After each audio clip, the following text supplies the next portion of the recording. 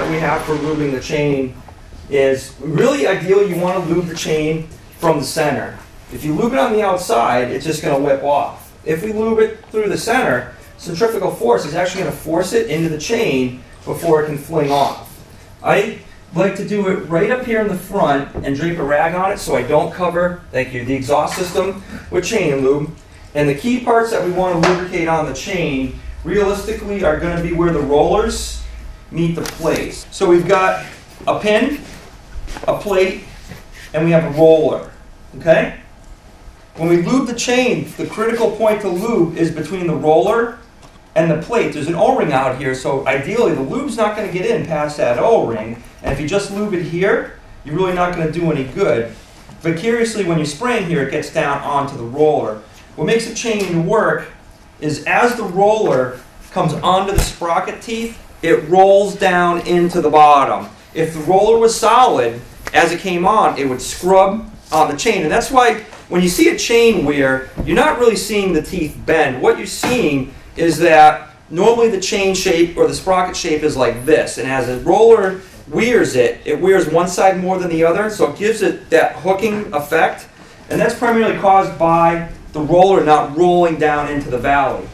So to check for chain condition, we can grab the back and see how I can pull it off a little bit. We'll say a 42 tooth sprocket, and about 2/3 of it is consumed, so we'll say 30 teeth are being enveloped by the chain. And when we pull on the back of the chain, we're pulling the play out of 30 teeth, and the cumulative total is a slight amount. So if you have a little bit of wear on each one, when you grab this and pull it, it's going to pull back further and further. So just a quick check to check the condition is I can pull back on this, and you can see it moving down below. See how the chain pulls back? You're just picking up the play there, and you can see it's not a lot, it's a little bit. So this is in very good shape. You can actually look at side play too. You can see where this chain doesn't have a whole lot of side play. And where that is created is when the roller pins are all worn out and it's letting it flex to the side. Another indicator, it might not have any sticky joints or anything, but that's because they're so worn out they can't. If everybody looks at this, you can see how it looks like the teeth are bent. They're really not bent. It's that the wear occurred on one side more than the other. And it's usually this side because the chain is pulling that way and it's coming onto the bottom.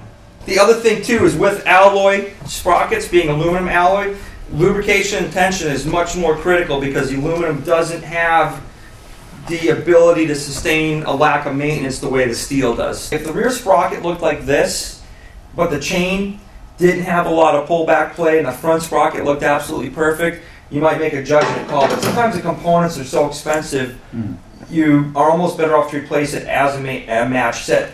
Most of the time, the front sprocket is a great indicator of what's going on. Because the front sprocket is small and it tends to show wear the first and the quickest, what we'll usually do is if the rear sprocket looked like this and the front sprocket also showed significant signs of wear, we would change it as a set. If the front sprocket looked absolutely perfect and the chain had little to no side play, and when we put a new sprocket on the back, the chain didn't have a lot of pullback, we would possibly just, you could reuse a chain. But usually always, if you take care of them properly when they're worn, they should be changed as a set. Now we're lubing the chain.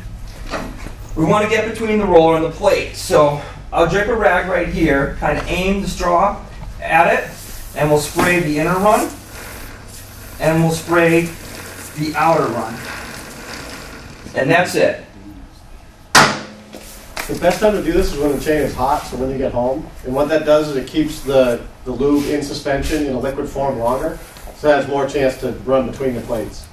If you do it at this point, it's not going to get throughout the chain as well.